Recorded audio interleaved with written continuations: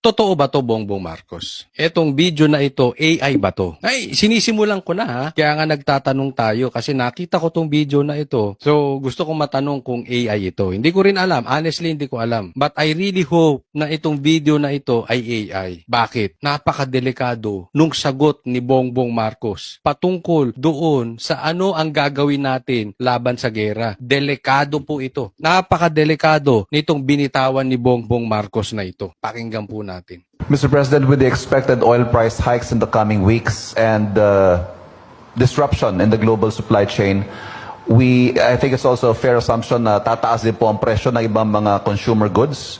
Are there certain goods that we are bracing for and what interventions are in place?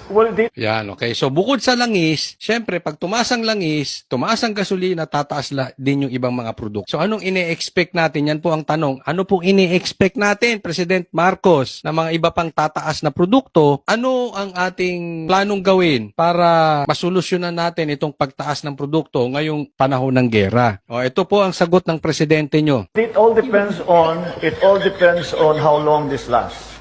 Kasi kung matagal ito, doon mararamdaman. It takes a little while for these price